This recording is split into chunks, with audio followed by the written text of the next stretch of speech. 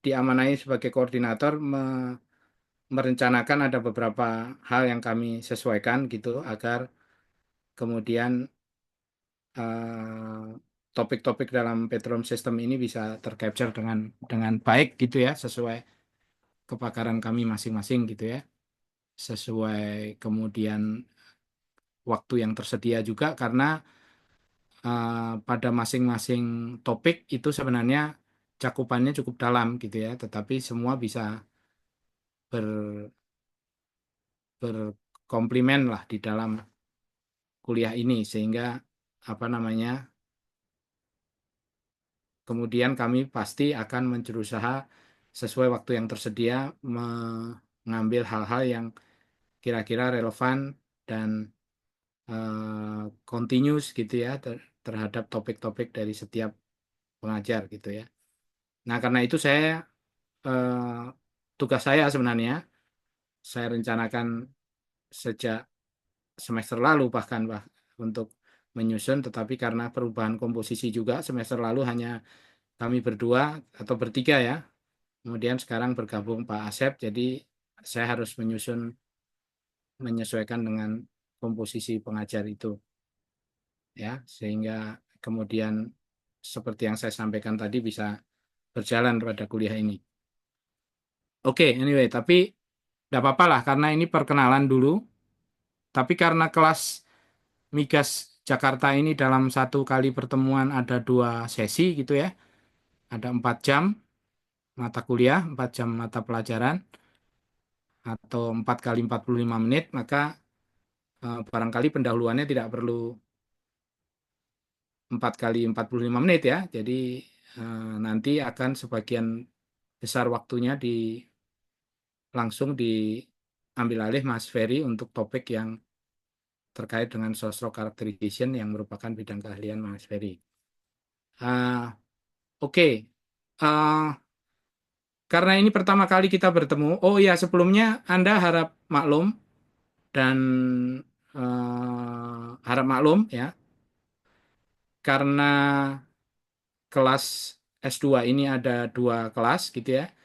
Ada kelas di Jakarta, quote in quote gitu, karena berjalan secara online gitu. Dan kelas Bandung yang seharusnya berjalan offline. Tapi karena jumlah peserta dan pertimbangan agar kuliah ini bisa berkembang dengan lebih bermanfaat untuk Anda semua gitu, maka harap dimaklumi kami menggabungkan 2 kelas ini gitu ya. Jadi ada 5 orang peserta sejauh ini ya, karena kita belum PRS, nanti nggak tahu apakah akan bertambah, tapi kalau kemudian jumlahnya menjadi terlalu besar, barangkali akan kita pertimbangkan untuk dipisahkan lagi. Tapi karena sekarang jumlahnya saya kira masih masih bisa dihandle dalam satu kelas, maka kami gabungkan kelas Bandung ke kelas ini gitu ya. Jadi Anda diharapkan maklumnya untuk bisa menerima peserta dari kelas Bandung, terutama karena ini berjalan weekend. Dan saya juga minta sangat maklumnya para peserta kuliah dari Bandung untuk bersedia berkuliah di weekend yang seharusnya mereka menyepakati berkuliah di weekdays karena mereka apa namanya memang residensinya ada di Bandung sehingga seharusnya menerima kelas ini secara offline gitu ya. Jadi semuanya memberikan kemaklumannya gitu agar kemudian kelas ini bisa berjalan. Dan itu pernah terjadi pada angkatan-angkatan sebelumnya, jadi saya harap tidak menjadi soal di kelas yang ini. Tetapi kalaupun ada soal yang bisa dipahami, silahkan disampaikan gitu ya. Boleh Japri nanti ke saya atau lewat ketua kelas nanti kita diskusikan. Tapi saya harap apa namanya dalam konteks yang bisa dimengerti lah gitu ya. Artinya jangan dengan alasan-alasan yang tidak ini ya. Ya saya sampaikan itu mohon maaf karena pernah kemudian ada hal yang kurang nyaman pada awalnya gitu ya, kesalah pengertian pada awalnya. Oke, jadi sekali lagi konteksnya adalah agar kelas ini bisa berjalan dengan berkembang dengan baik gitu ya.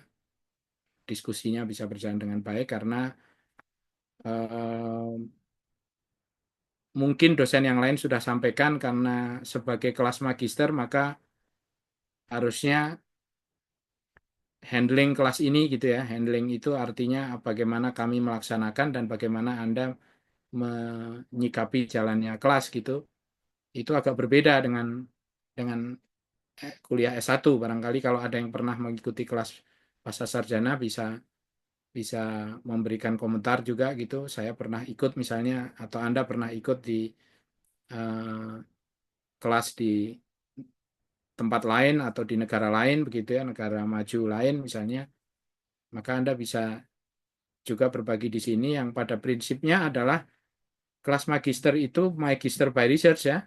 By research itu adalah satu tahap persiapan menuju ke pelaksanaan research sebenarnya gitu ya. Salah satu tujuannya lah gitu ya. Tujuannya seperti kelas yang lain saya kira juga untuk mendiskusikan atau memperkaya pengetahuan dalam satu topik tertentu ya. Tetapi salah satu tujuan lainnya adalah mempersiapkan Anda dalam melakukan research gitu ya. Melakukan riset gitu ya.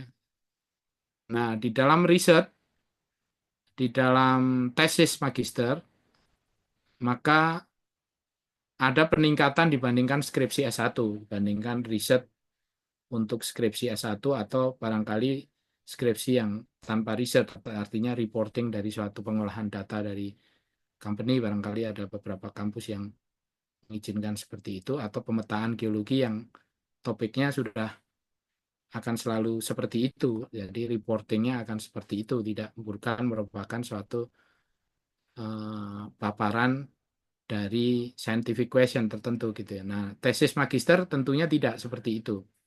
Tesis magister tentunya diharapkan diawali dengan hipotesis terhadap satu scientific question gitu yang ingin dipecahkan, yang kemudian berbeda juga dengan S1 di mana metodologinya, metodanya ditentukan oleh pembimbing, maka pada magister ini Anda punya kesempatan untuk mencoba membandingkan metode-metode lain gitu yang Anda pahami dari studi literatur yang bisa menyelesaikan permasalahan yang akan Anda kaji dalam research, suatu scientific question, suatu hipotesis gitu Anda bisa munculkan dengan satu studi literatur yang dalam studi literatur itu bisa saja Anda menemukan beberapa metode yang eh, sama-sama bisa menyelesaikan suatu topik atau yang kemudian secara simultan akan bisa menjamin jawaban scientific question itu dengan lebih baik gitu,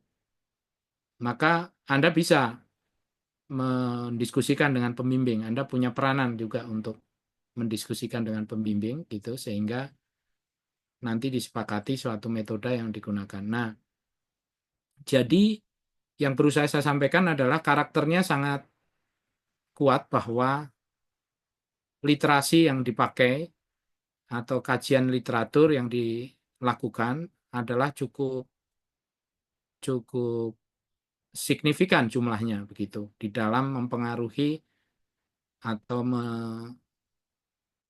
mendukung kegiatan riset pada program magister ini gitu ya. Jadi pada setiap program magister gitu ya. Jadi artinya Anda perlu sangat didorong untuk terbiasa digging gitu, terbiasa menggali pengetahuan, terbiasa membaca kata kata Dirjen Dikti sebelum ini, yang sebelum bukan Dirjen Dikti, Menteri malah ya, Menteri Pendidikan Tinggi dan Sains gitu ya, Sains Teknologi itu mengatakan bahwa mahasiswa sekarang eh, apa namanya kurang kemampuan untuk kemampuan membaca. Jadi kemampuan membaca pun dianggap kurang. Yang dimaksud barangkali adalah barangkali ya persisnya seperti apa saya tidak tidak bermaksud mencari-cari apa namanya opini terhadap pendapat orang, tapi yang dimaksud barangkali kalau kita sesuaikan dengan apa yang saya pahami adalah bagaimana dari suatu yang kita baca itu kita bisa dapatkan eh, poin-poinnya seperti yang diharapkan oleh penulis di dalam tulisan itu. Karena tulisan itu bisa punya gaya penulisan yang berbeda atau eh, bisa mencakup topik yang sangat luas. Padahal kita hanya membutuhkan misalnya atau kita membutuhkan bukan hanya ya, kita membutuhkan topik-topik tertentu. Nah, bagaimana kita mendapatkan topik-topik tertentu pada satu tulisan yang bersifat lebih luas atau pada satu tulisan yang cenderung eh, bias pada satu pendekatan tertentu, sementara ada pendekatan yang lain yang ada pada tulisan yang lain gitu ya. Jadi kemampuan untuk membaca, mensamerikan, memahami, kemudian mengambil manfaatnya untuk research Anda itu perlu dilatih. Kira-kira maksud saya begitulah singkatnya. Nah, jadi kelas ini saya harapkan nanti saya sangat saya sudah diskusikan dengan pengajar yang lain agar memberi kesempatan Anda juga untuk banyak membaca ya. Yang jelas saya rencanakan belum saya ceritakan pada semua dosen, tetapi pada bagian akhir nanti akan ada beberapa presentasi tentang petroleum system di Indonesia. Ya, Eh, artinya dari sana Anda bisa sambil mempersiapkan diri untuk tesis Anda, boleh begitu, atau kalau paling tidak Anda kemudian bisa memanfaatkan itu dalam penelitian Anda secara langsung, atau kalau tidak secara langsung dalam kemampuan melakukan studi literatur seperti yang diharapkan pada program magister gitu kira-kira. Jadi kuliah ini kami harapkan akan bisa memberi kesempatan Anda untuk melatih kemampuan itu gitu. Jadi nah selain itu juga tentunya kajian literatur itu tidak harus hanya teks teks textbook atau paper begitu, tapi bisa saja suatu conference, bisa saja suatu seminar, bisa saja suatu diskusi yang Anda lakukan sesama mahasiswa yang punya tesis dengan topik yang serupa atau berkaitan begitu ya. Nah, karena itu yang saya maksud tadi, yang kami maksud tadi dengan tampaknya menggabungkan dua kelas ini bisa mengembangkan manfaat lah, mengembangkan kekayaan dari diskusi yang saya maksud tadi gitu ya. Ya, jadi eh, karena itu saya berharap tadi juga melanjutkan komentar sebelum kelas dimulai, Anda bisa lebih aktif lah gitu ya. Kita bisa saja karena topiknya makin makin ke magister ini adalah topik yang sebenarnya menyangkut kepakaran yang beragam gitu ya. Jadi kalau diharapkan semua dimunculkan dalam kuliah pasti bisa sangat banyak sekali karena itu bisa saja kita kemudian menuju ke sesuatu yang lebih Anda harapkan gitu ya. Jadi karena itu yang saya maksudkan adalah Anda harus aktif gitu ya. Anda harus aktif, Anda harus tunjukkan bahwa Anda punya pengetahuan, Anda punya bacaan gitu ya. Sehingga kemudian kelas ini bisa bermanfaat untuk kita semua lah. Kalau manfaat yang diharapkan kita semua, baik yang mengajar maupun yang sedang belajar, semua mendapat manfaat dari diskusi yang berkembang pada kelas gitu ya. Ya, saya kira itu introduction terhadap bagaimana kemudian nanti pada prakteknya kelas ini akan berjalan gitu ya. Jadi akan ada apa namanya tugas bacaan misalnya, tapi tugas bacaannya tidak seperti pada saat S1 semua membaca topik yang sama gitu ya. Atau semua membaca topik yang sama kemudian berpresentasi berbeda gitu. Bisa saja tugasnya hanya berupa Anda membaca, kemudian masing-masing mungkin salah satu akan diberikan kesempatan berpresentasi, Tetapi yang lain juga membaca yang sama akan membandingkan apa yang dia peroleh dengan yang lain. Jadi kalau Anda ikut di kelas magister di beberapa negara maju begitu, terlihat sekali bahwa kemudian setiap presentasi atau paparan yang diberikan salah seorang mahasiswa itu kemudian mendapat komentar yang cukup kritis dari yang lain, bahkan bisa saja peserta yang lain membaca suatu topik yang serupa dengan yang itu, kemudian mendiskusikan perbandingannya begitu ya. Jadi seorang yang kemudian mempresentasikan suatu topik, kemudian juga kalau dia belum membaca juga akan terlihat bahwa pengetahuannya kurang begitu. Tetapi juga di sisi lain dengan di challenge atau dengan diberi komentar oleh yang lain itu, maka kemudian yang berpresentasi akan berkembang kemampuannya atau berkembang pengetahuannya. Jadi ya kita mencobalah mencapai satu kondisi yang seperti itu. Jadi saya harap Anda aktif gitu ya. Meskipun hanya kuliah di saat weekend, tetapi memang Anda harus sadar bahwa Anda sedang mengambil program magister. Jadi barangkali di waktu-waktu luang harus selalu menyempatkan waktunya untuk mengkaji topik-topik yang sedang diambil dalam kelas gitu ya. Sehingga begitu kelasnya akan berjalan dengan diskusi yang kuat gitu ya. Oke, nah em, berapa orang atau sekarang kita masuk ke topiknya langsung ya. Jadi eh,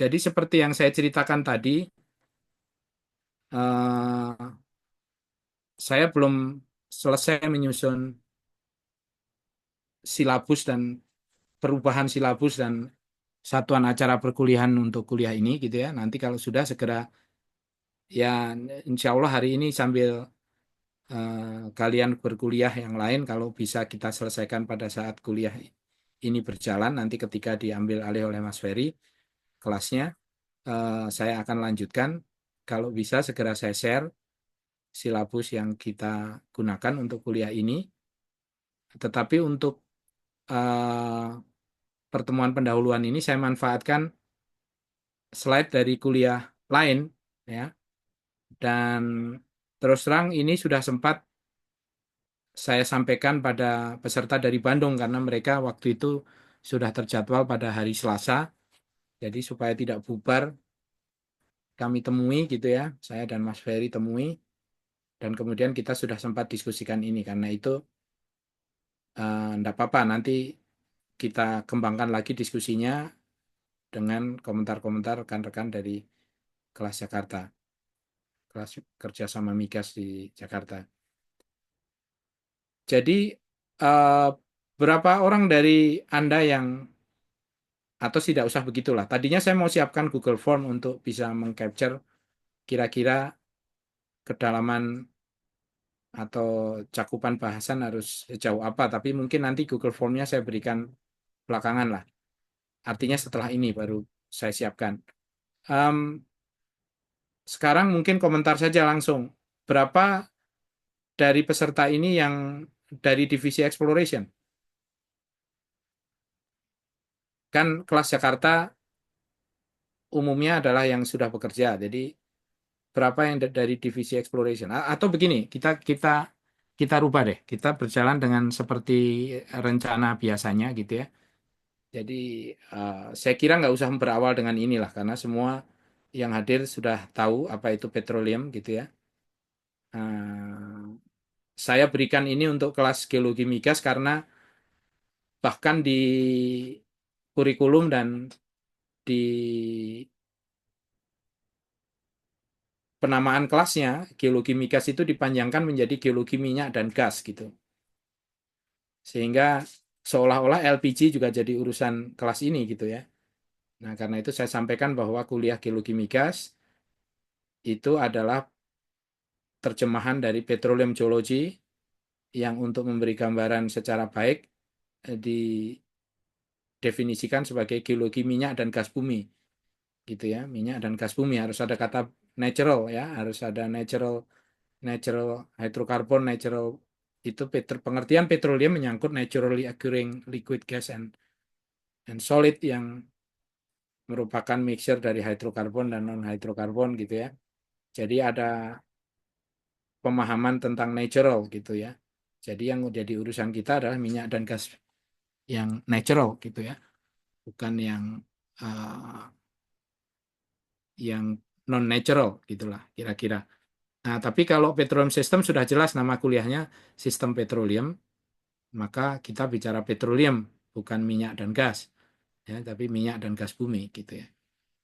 Jadi kalau kelas S1 perlulah definisi ini, tapi kelas S2 ini sudah sangat jelas dalam judulnya bahwa kita bicara tentang petroleum.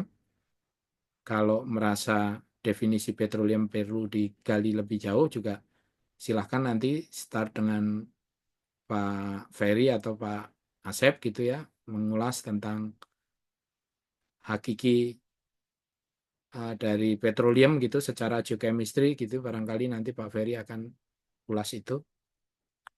Nah, saya mulai dengan gambar ini ya, kelas Bandung sudah bertemu dengan gambar ini, maka saya minta untuk kalau mau memberi komentar juga lebih dikembangkan lagi gitu. Sekarang saya rubah yang biasanya saya jelaskan dulu bahwa ini adalah pemboran migas untuk kelas migas, tapi saya pikir untuk kelas Jakarta tidak perlu saya jelaskan, Anda semua tahu ini apa gitu. Tapi pertanyaan saya sekarang direct saja, eh, kira-kira apa yang menyebabkan pemboran itu dilakukan di tempat-tempat ini gitu ya. Artinya begini, introduction-nya biasanya saya cerita bahwa satu pemboran migas itu, satu pemboran petroleum itu untuk mengekstraksi petroleum itu bisa dilakukan di offshore area, bisa dilakukan di gurun gitu, bisa dilakukan di snow covered area misalnya ya, tidak harus Alaska tapi ada satu snow covered area masih covered ya, saya anggap belum dilakukan di ice sheet gitu ya, karena ada kekhususan kalau kita ambil hidrokarbon di ice sheets gitu. Nah, ini kita anggap yang masih cekungan yang tercover atau oleh salju gitu ya, oleh snow gitu ya. Atau di our backyard gitu. Nah, biasanya saya tanyakan kalau gitu in everywhere gitu. Almost have been drilled almost everywhere gitu ya. Tapi pertanyaannya, kenapa kemudian di gurun yang seluas ini harus dibor di titik ini, tidak dibor di titik sebelahnya? Kenapa dari sekian rumah ini harus di belakang rumah yang satu ini, tidak di belakang rumah yang lain gitu?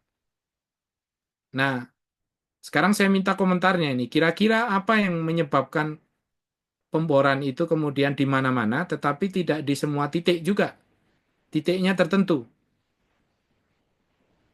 Nah, jadi apa yang menyebabkan seperti itu? Ya, Mas Yoga. Baik, Pak Nuki. Jadi sebenarnya ketika petroleum system itu sendiri terpenuhi, seperti ada 5 syarat, Pak ya, dari trap, kemudian ada reservoir, kemudian dari caprock, kemudian yang keempat itu ada trap, source rock, dan yang kelima ada migrasi. Nah, itu biasanya dipelajari dari suatu cekungan, Pak. Nah, ketika kita sudah memiliki data geologi dan juga seismik, kita bisa mengidentifikasi kelima hal tersebut sehingga tidak di semua titik itu terkumpul atau terakumulasi hidrokarbon. Misalnya di puncak anticline atau di perangkap stratigrafi. Nah, dengan adanya data seismik itu sangat membantu dalam mengidentifikasi perangkap-perangkap tersebut sehingga memang tidak di semua titik itu terakumulasi hidrokarbon. Mungkin itu, Oke, Pak. jadi saya runut ya jawabannya. Atau ada yang masih mau tambahkan? Ada yang merasa jawaban Mas Yoga belum tercover dalam jawaban Mas Yoga? Oh, banyak. Oke, silakan. Ya, izin Mas Pak Riki, Nuki. ya. Oke, Ya, Mas Riki. mungkin menambahkan sedikit Pak. Jadi untuk petrol sistemnya sendiri sebenarnya ini ya cukup kompleks sebetulnya ya, karena bukan selain dari elemen juga ada proses yang bekerja di sana gitu. Jadi walaupun kita punya apa elemen tadi yang disampaikan oleh Mas Yoga, tapi ada beberapa proses juga yang mesti secara urutan waktu juga harus align gitu ya dengan elemen tersebut. Contoh eh, all generationnya dari source rock ke apa sebelum menuju ke reservoir rocknya seperti itu. Terus ada juga migration time-nya juga seperti apa dan accumulation-nya. Nah, mungkin jadi nanti yang akan jadi apa objek fokusnya mungkin di eh, GNG, geologi dan geofisik ya untuk melihat hal tersebut gitu ya. Timing untuk urutannya juga itu mesti secara waktu harus pas gitu. Terlewat kurang satu aja mungkin tidak akan terjadi terakumulasi hidrokarbon di satu titik atau area Pak seperti itu. Mungkin tambahannya Oke, sedikit Pak. Terima kasih. oke, Mas Riki. Eh, Sebelum saya lanjutkan ke yang lain, padahal yang lain banyak ini yang mengacungkan tangan ini. Jadi sekarang saya fokuskan nih. Jadi yang ada dua istilah atau ada dua hal yang muncul. Memang dua-duanya Mas Yoga dan Mas Riki memunculkan pengertian bahwa yang menjadi alasan adalah petroleum system. Nah, itu sudah jumping itu beberapa topik ini. Nah, tapi saya ingin arahkan agar kita bisa mengambil kesimpulan yang konstruksif di dalam pengetahuan kita terhadap eh, hal ini, gitu ya. Jadi, ada kata petroleum system yang harus terpenuhi. Mas Yoga menyebutkan beberapa elemen, Mas Riki menambahkan bahwa selain elemen perlu proses gitu, tetapi juga menyebutkan bahwa penempatan titik ini adalah untuk alasan akumulasi. Jadi saya fokuskan dulu nih. Jadi titik itu ditentukan untuk memenuhi petroleum system, semua elemen dan semua proses, atau dengan alasan adanya akumulasi petroleum atau hidrokarbon di bawah permukaan. Sehingga tidak everywhere. Even everywhere, not in every area gitu. Not in every point gitu, titik di itu. Karena alasan akumulasi. Atau di mana saja atau tidak di mana saja dengan alasan petroleum system. Ngerti maksudnya? Karena accumulation sebenarnya related pada apa? Kalau kalau dari pengetahuan yang pasti sudah dimiliki lah karena sudah bekerja di industri migas kan, kira-kira elemen dari petroleum system yang mana yang menjadi target dari suatu pemboran? Iya, mohon izin, Kontainer, Pak. Pak. Iya, Iya, Mas Aryo. iya kalau dari saya memang sepertinya dari teman-teman tadi petroleum system, iya itu elemen-elemennya ya Pak. Cuma untuk titiknya itu sendiri, kalau saya lebih ke trappingnya ya Pak. Dia Oke, trappingnya ada di posisi mana sehingga terakumulasi di sana. oke, Walaupun, iya mungkin itu dulu Pak. Walaupun juga oke. penempatan surface dari rig-nya itu sendiri juga ada hal lain Ya, yang ada dipertimbangkan satu juga. surface constraint juga ya. Kalau Betul hutan Pak. lindung ya, meskipun trapnya ada di bawah situ, tapi kalau hutan lindung ya mungkin harus directional drilling, harus geser dulu baru baru bisa mencapai trap itu kan. Jadi titiknya Betul, menjadi mungkin punya alasan surface constraint gitu ya. Nah, iya, itu tuh bagus tuh perlu perlu menjadi catatan tambahan karena berbeda dengan itu. Jadi ada surface constraint, ada subsurface dan Mas Aryo memilih yang subsurface itu adalah elemen trapnya gitu ya. Ada iya trapnya. betul Pak. Nah, Posisi trap di mana dan juga surface yang paling memungkinkan dengan oke, jadi ini mempertimbangkan seperti shallowness mengulang itu. sejarah sejarah eksplorasi migas pada beberapa era yang lalu. Yang dicari adalah anticline gitu. Jadi kalau kata Pak Darji, di kelas Pak Darji itu ada anticline hunting. Sebelumnya nyari minyak, tahap berikutnya adalah mencari anticline, mencari perangkap. Nah, nanti kita singgung lagi soal itu. Nah, yang lain ada yang berbeda atau tidak? Atau kalau sama, mungkin satu komentar yang sama, kalau ada tambahannya sedikit gitu, silahkan. Boleh, Kalau boleh Pak. ada yang berbeda, terutama yang berbeda dulu. Boleh Pak, mungkin saya. Oke, Mas Hasim. Ya, Pak. Jadi kebetulan karena saya itu bekerjanya di apa namanya di stratigraphic trap. Jadi lokasi sumur itu biasanya mas, sorry maaf. Jadi biasanya satu sumur itu diharapkan mengenai banyak stratigraphic trap. Misalnya kita bekerja pada channel channel system gitu yang jumlahnya mungkin bisa sampai puluhan gitu. Nah, jadi posisi titik sumur ini juga diharapkan bisa mengenai banyak stacking dari trap-trap tersebut gitu. Jadi kita harus sesuaikan juga. Jadi intinya di mana lokasi yang paling optimum untuk mengenai sebanyak-banyaknya posisi trap sehingga sumur ini akan menjadi ekonomis seperti itu, Pak. Oke. Oke, Jadi karena tadi, sebentar Mas Windra.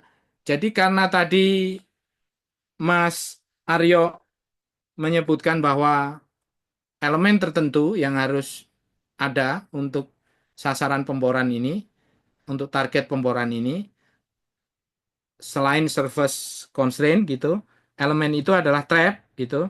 Terus saya lanjutkan dengan penjelasan era anti-client hunting, terus Mas Azim menambahkan bahwa trap is not only structural trap gitu. It's not always structural trap, but it may atau it probably a stratigraphic trap karena ada trap yang stratigraphic. Jadi tidak anti-client hunting nih. Ada stratigraphic. Ditambahkan juga suatu titik pemboran biasanya diputuskan berdasar sebanyak mungkin kemungkinan trap bisa dilewati, dijadikan target di bawah permukaan sana. Kira-kira gitu. Nah, sebelum Mas Widra, jadi saya pertajam begini. Bukan saya pertajam, saya samerikan. Jadi alasannya adalah trap, efektivitas dan efisiensi mengcapture trap, gitu, mencapai trap, gitu, yang menyangkut keberadaan trap itu dan surface constraint atau subsurface constraint juga, tergantung trapnya seperti apa. Kalau kemudian harus vertikal dan then directional agar mengcapture sebanyak mungkin, ya itu perlu kalau bisa dilakukan. Karena itu yang jelas semua menganggap bahwa tidak, meskipun Mas Aryo nambahkan ada surface constraint, tapi most of the reason adalah subsurface condition kan, which is hydrocarbon accumulation, ya kan? Ya atau enggak? Betul, Pak. Ya, Betul. subsurface. Bapak. Jadi kenapa bisa everywhere? Karena bisa jadi subsurface-nya adalah satu saja alasannya, trap itu. Nah, surface-nya itu nothing to do dengan subsurface. Meskipun ada constraint tadi ya. Kalau hutan lindung ya harus dihindari. Tetapi ternyata alasannya adalah subsurface. Terutama.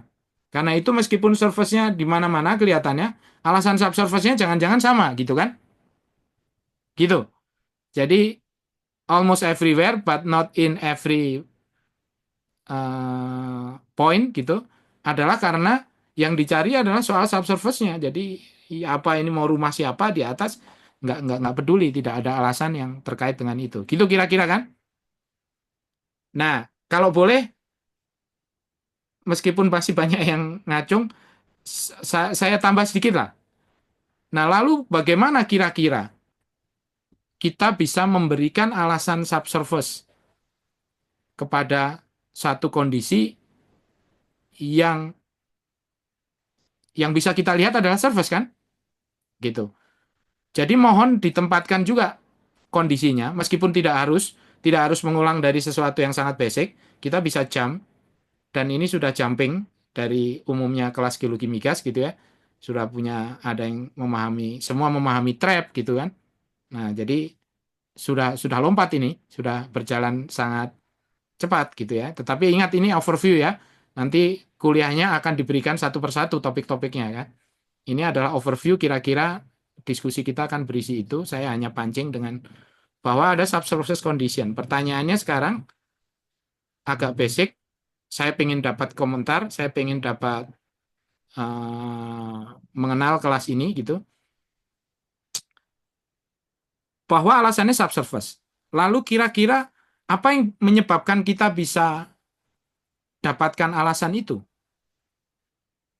Gitu.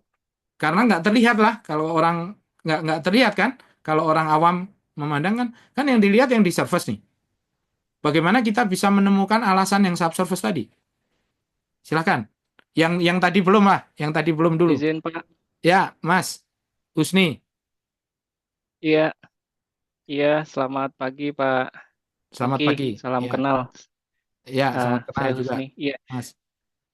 Jadi sebelum mungkin respon yang pertanyaan yang barusan, mungkin kalau saya coba ingin menambahkan yang sebelumnya Pak. Jadi Ya, kalau menurut saya sekalian tes juga ya mungkin nih ke Bapak dan teman-teman.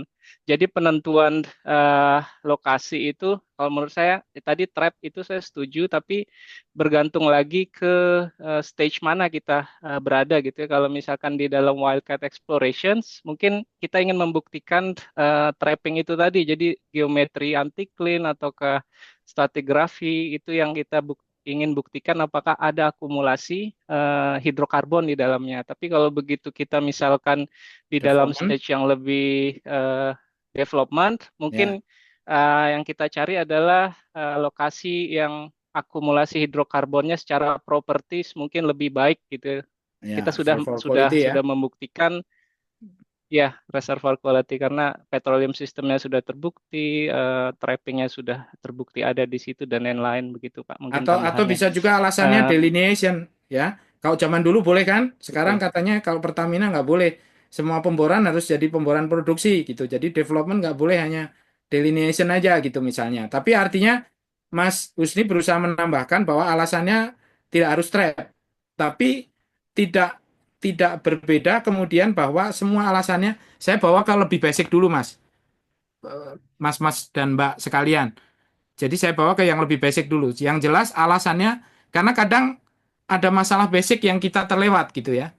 Terlewat menyadari dan membuat eh, kita akan menjadi orang yang tahu dengan pasti alasannya. Siapa tahu ada yang jadi menteri kan. Jadi kalau menteri harus tahu alasan basicnya itu gitu ya. Nah, jadi yang sudah lewat kelas ini layak jadi menteri lah gitu. Nah, maksudnya adalah Amin. begini. Semua semua jelas merujuk ke alasan bahwa alasannya harus subsurface ya. Jadi meskipun stage tadi dijelaskan Mas Husni itu bisa berbeda sehingga tidak harus trap tapi bisa delineation, bisa reservoir quality ya, sama-sama ada trap tapi trap yang mana yang saya pilih yang menjamin ada satu fasies yang lebih kita harapkan menjadi main target gitu ya. Atau malah disengajakan untuk low quality reservoir mau melakukan horizontal drilling, fracturing, multi-stage fracturing untuk interval itu. Jadi tergantung alasan dalam development ini bisa berbeda, menyengajakan mencari low quality atau menyengajakan atau mencari high quality itu juga bisa menjadi alasan. Sehingga tidak semua trap merupakan alasan utama. Ya, tapi sekarang saya bawa ke yang lebih basic dulu. Jadi semua subsurface kan ini. Saya pengen mengingatkan saja yang soal itu. Semua subsurface, pasti semua dengan cepat setuju itu. Nah, sekarang kira-kira bagaimana? Pertanyaan basic lah, makanya saya bawa ke soal basic. Kira-kira bagaimana kita bisa tahu kondisi subsurface itu? Eh, dengan Sepertinya kalau kan misalkan jawabannya tidak ini ada nih. Sepertinya jawabannya, wah ya itu jelas lah gitu. Tapi sekarang kita lihat yang jelas itu, kita orang Jawa bilang kita petani lah. Petani itu mencari kutu lah. Kita petani yang basic itu. Oh iya ya, alasannya jelas subsurface. Sekarang saya beri pertanyaan basic. Kira-kira apa yang menjadi dasar dalam mengetahui subsurface itu? Ya, mau Mas Husni atau yang lain Dipetakan dulu Mas Husni? geologinya, Pak. Kita kasih kesempatan yang lain dulu. Oh ya, mungkin Pak, Silakan, monggo, yang lain. monggo. Sorry. Mas Kan Mas Pak, Windra, Ya, Multi Hadi, boleh izin menambahkan Pak. ya. Ya, eh, halo, sudah Halo, terdengar. halo. Ya, ya, jelas, jelas, suaranya jelas. Oke, mungkin sedikit menambahkan Pak Noki ya, Ya, teman-teman tadi terkait ke subsurface-nya gitu ya. Jadi ya. pertama untuk mengetahui di mana trap terbaik itu apa namanya bisa ditemukan itu Mm-mm. terkait dengan data yang akan kita gunakan gitu ya. Jadi mungkin Apa, kalau data apa misalnya? misalnya data seismik atau Oke, data geofisika ya. turunnya ya data geofisika atau mungkin bisa jadi dari data gravity ya untuk menemukan Oke, gambaran awal seismik atau terhadap gravity.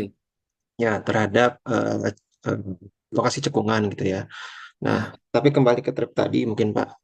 Jadi eh, dalam melakukan pemboran kan kita selain trapnya itu tadi adalah besaran dari si sumber dayanya gitu ya. Jadi besar dari sumber dayanya atau besar dari cekungannya lah ya. nah, ini Mas Wendra balik yang pertanyaan tadi. Kita anggap tadi sudah terwakili lah, gitu ya. Ya. Ya. Sekarang saya bertanya suatu yang sederhana sekali. Tadi sudah disebutkan bahwa alasannya adalah data geofisika. Ya. Ada yang mau menambahkan nggak? Ada bisa gravity, bisa seismik, gitu. Ada yang mau menambahkan nggak selain geofisika? Izin saya Pak Nugi, Nuki. kan Ya, Pak. ya. Siapa? Mas Hikra atau Mas Multi Hadi? Silakan, salah satu. Ya, Gantian. Mas Multi dulu Pak. Oh, oke. Mas Multi. Oke, terima kasih Pak. Ya, Izin menambahkan dari yang ya. teman-teman udah menjelaskan begitu ya. Hmm, Mungkin kalau misalkan dari development itu biasanya kalau misalkan kita untuk menginterpretasi suatu reservoir atau melihat dari cadangan yang ada itu kita bisanya menggunakan dari basic data, misalkan dari well log surrounding juga Pak. hmm. Itu salah satu parameter yang ini ya, kalau saya bilang sih aktual data yang ada berupa log gitu ya, yang ada di subsurface kita. Selain itu, kalau misalkan kita punya data core, itu sangat membantu sekali dalam menginterpretasi, misalkan nantinya melihat dari properti reservoirnya, kemudian bagaimana karakteristik reservoirnya, begitu Pak. Oke. Selain data seismik tadi ya, yang udah dijelasin Ya, sama Windra. jadi ada seismik, ada gravity, ada wireline log, ada core. Ya, data core. Oke. Ada yang mau menambahkan? Izin Pak menambahkan Pak. Ya, Mas Hikra. Eh, oh, Ini iya izin. antusiasnya tinggi supaya kelasnya selesai dua-dua ya per pertanyaan. Oh iya, Ya, Mas Hikra. iya Pak Nugi kan kalau memang tadi kan dari teman-teman menjelaskan bahwa paling semuanya itu berdasarkan subsurface gitu kan. Cuman Ya. Pak Nugi menanyakan apalagi sih sebenarnya yang kalau ke basic lagi gitu. Kalau Hmm. berdasarkan sejarah yang saya ketahui itu kalau basic lagi ya tentu saja dari bukti-bukti yang sudah nyampai ke surface atau oil spill Oke. seperti itu Pak. Oke. Jadi itu yang pertama kali dasar orang tuh melakukan eksplorasi berdasarkan sejarah yang pernah saya Oke. baca juga. Oke. Jadi oil seepage, gas seepage gitu ya. Seepage itu Iya. Mm-mm. kata kunci itu.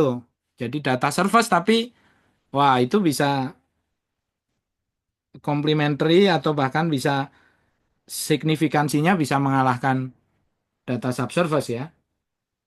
Oke. Nah, karena saya janjikan dua saja, saya ganti dulu gambarnya. Jadi karena jawabannya sebagian adalah besar adalah geofisik data, ada seismik, gravity, wireline log itu kan geophysical data juga kan ya. Al- Analisisnya yang geological analysis gitu ya.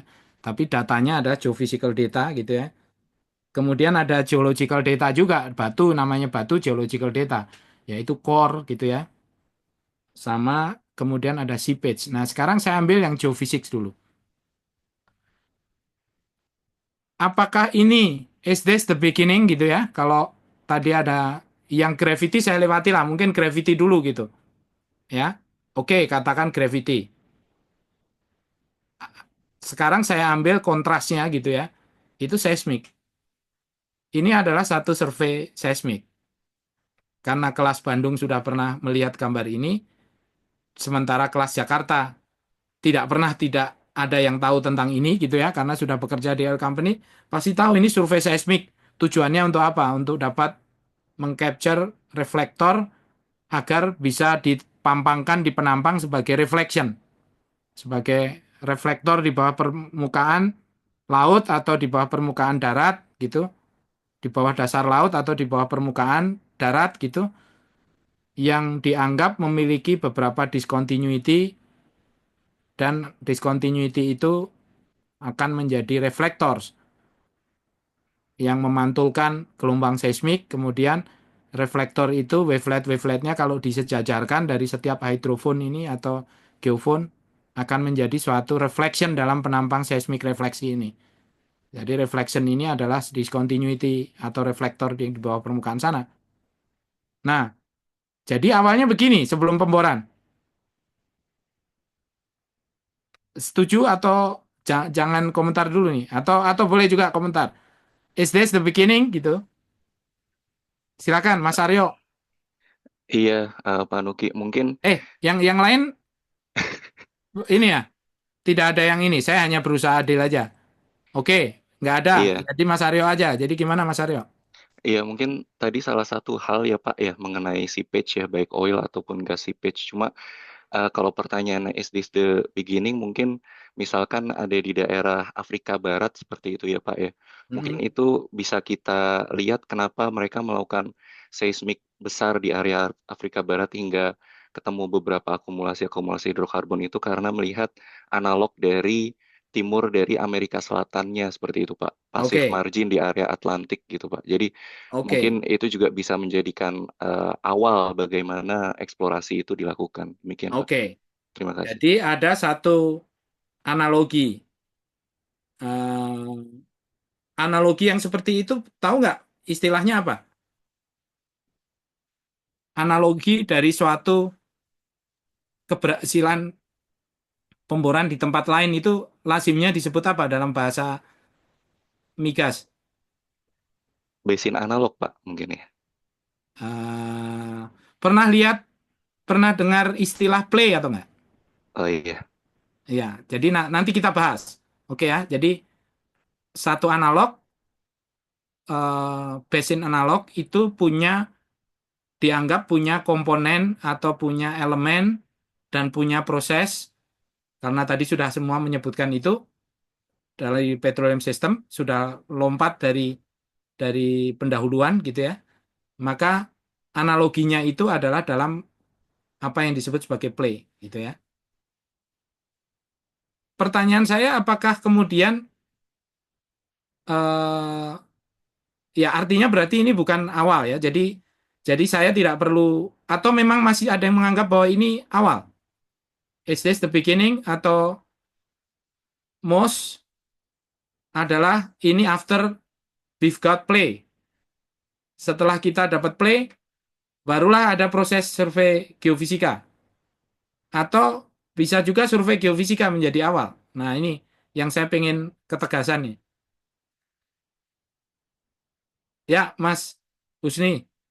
Iya Pak. Kalau Atau Mas menurut saya, Agustiawan yang belum tuh. Mas Agustiawan oh dulu. Oh iya ya Pak, boleh Pak. Tangannya lebih putih soalnya. terima kasih Pak. Mungkin sebelumnya Ya. perkenalan dulu Pak. Saya basicnya bukan dari geologis atau geofisis, tapi dari petroleum engineer Pak. Jadi mungkin Wah, bagus lah. Jadi kacamatanya jadi tiga, tiga lensa. tiga lensa. Ya Ya, Pak. Ya jadi mungkin eh, eh, ya saya akan mengikuti apa namanya dengan sebaik-baiknya Pak. Terus ya, mungkin kalau dari saya pandangannya adalah eh, ya mengidentifikasi basin dulu. Kita mungkin kalau kita udah tahu basinnya di mana, baru kita melakukan survei yang apa namanya, yang oke, pertama kali bisa survei dari udara gitu, ngelihat apa namanya, mungkin dari satelit gitu ya, untuk oke, melihat apa namanya di daerah situ.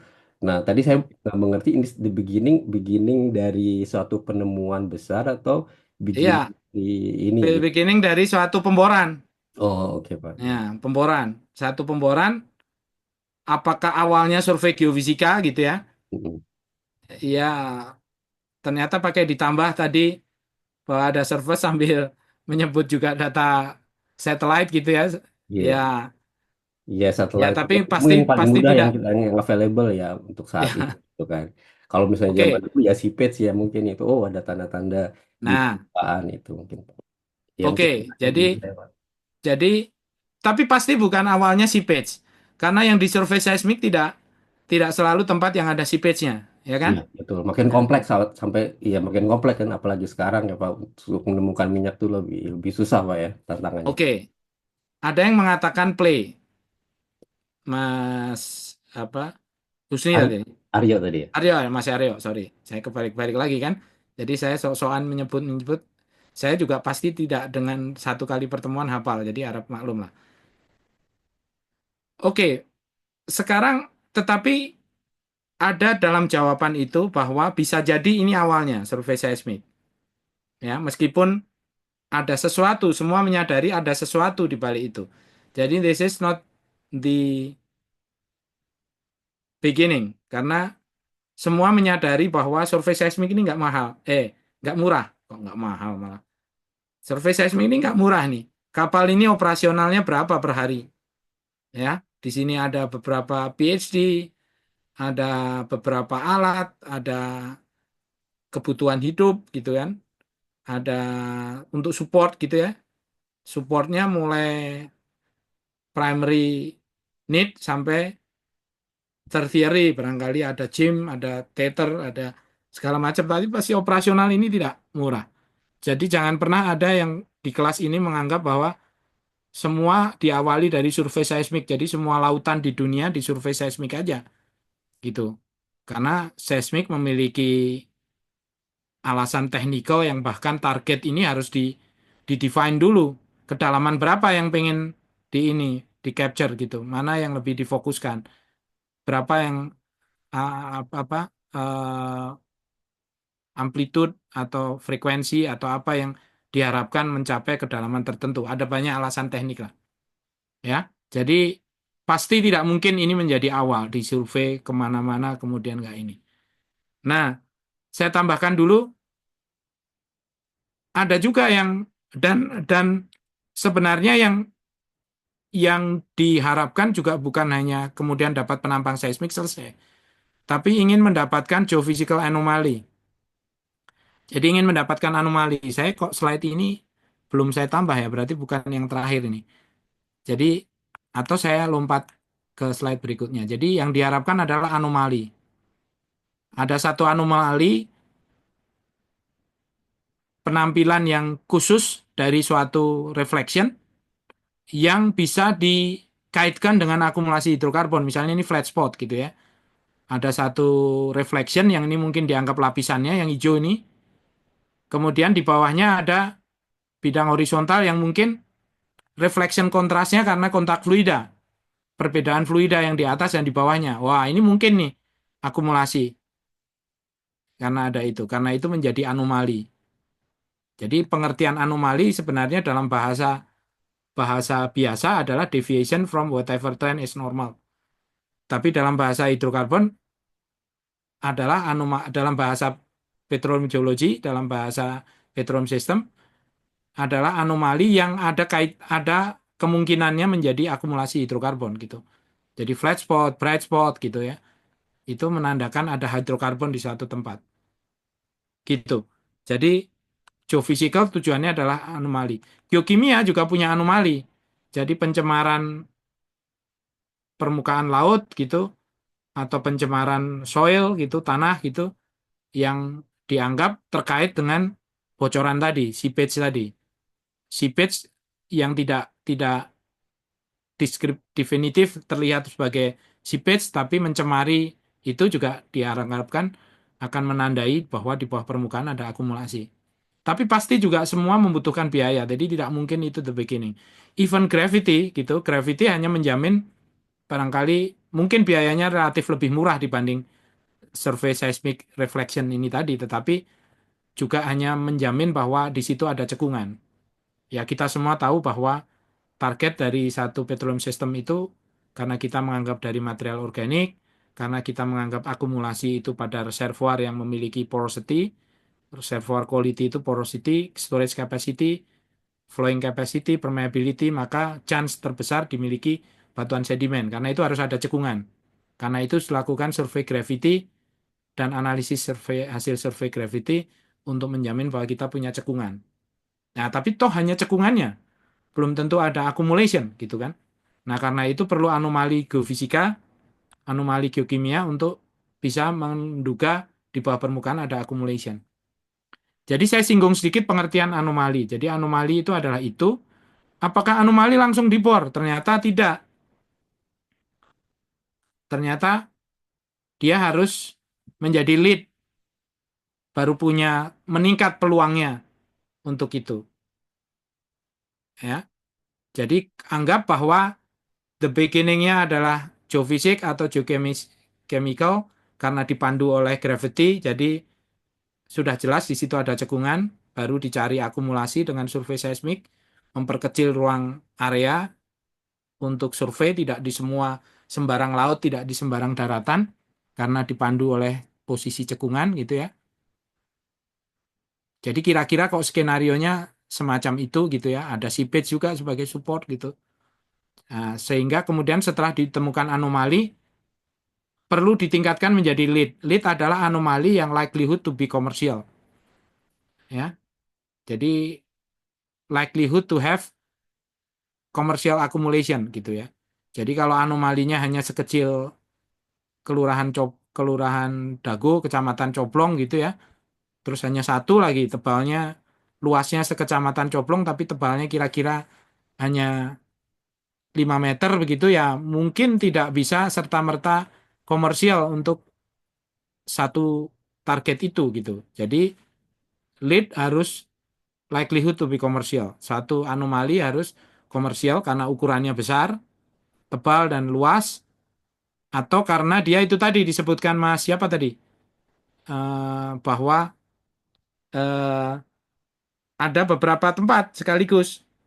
Mas Aryo mengatakan, Mas Aryo ya, atau Mas Asim mengatakan tidak hanya satu anomali, maka kemudian dia bisa menjadi lead. Karena apa? Karena di bawahnya ada 30 layer yang punya flat spot semua gitu. Seukuran kota kecamatan Coblong tapi ada 10 lapisan. Nah, ini bisa komersial nih. Maka dia bisa menjadi lead. Tapi toh semua orang tahu, kalau belum tahu saya beritahu, pasti tahu Anda sudah bekerja di dunia migas. SKK migas, kalau itu di Indonesia kan ownership-nya negara sebagai owner kan, pasti harus memberi komentar kan terhadap itu. Tidak akan setuju kalau statusnya masih lead untuk dibor. Harus apa untuk bisa dibor? Untuk bisa dibor, boleh nggak lead dibor? Harusnya nggak boleh tuh. Iya, jadi prospek, Pak. Harus jadi prospek. Nah, jadi mungkin yang tidak bekerja di exploration department atau yang backgroundnya bukan GNG tadi, yang petroleum engineering, menyadari sekarang gitu ya, atau biasanya malah petroleum engineering yang lebih tahu itu karena design, proposal itu biasanya apa namanya well deviation gitu, itu semua adalah melibatkan reservoir engineer. Jadi tahu bahwa yang dibor itu biasanya adalah prospek. Harus jadi PSD kalau kata SKK Migas, prospek siap drill gitu. Siap bor, PSB, nah, atau apalah istilahnya. Jadi harus jadi prospek. Jadi apa itu prospek? Prospek adalah, ini harusnya animasi. Saya juga udah cerita ke rekan-rekan yang dari Bandung. Harusnya animasi, tapi animasinya sudah rusak gitu ya. Saya save as, sudah rusak. Prospek adalah lead yang has been fully evaluated, have been fully evaluated. Ya. Jadi, what evaluation? Evaluationnya adalah the presence of reservoir rock. Artinya di tempat ada anomali ini, satu harus ada cekungan, tadi sudah diawali dengan survei gravity. Harus ada informasi bahwa di cekungan itu ada yang bisa jadi reservoir rock. Karena kalau di cekungan ini tidak ada reservoir rock, maka jangan-jangan ini bukan flat spot, ini bukan akumulasi hidrokarbon nih. Karena nggak ada kok batuan di sini yang bisa jadi reservoir. Nah, lalu kita bisa menyadari bahwa pemetaan permukaan di Jonggol misalnya, atau di Seram, Pulau Seram misalnya, itu ada maknanya. Karena dari pemetaan permukaan itulah kita tahu bahwa di cekungan itu ada yang bisa jadi reservoir. Dan kita selalu berharap bahwa semua batuan yang ada di bawah permukaan itu akibat deformasi tektonik membentuk struktur geologi, maka akan ada bagian yang tersingkap di permukaan. Sehingga kita punya informasi terhadap pertanyaan atau evaluation nomor 1. Ini kita mau ngebor Sentral Sumatera nih, atau Sentral Sumatera outcropnya dilihat di Ombilin. Jadi mana yang jelas-jelas posisi cekungannya masih sama itu ya Jonggol itu tadi.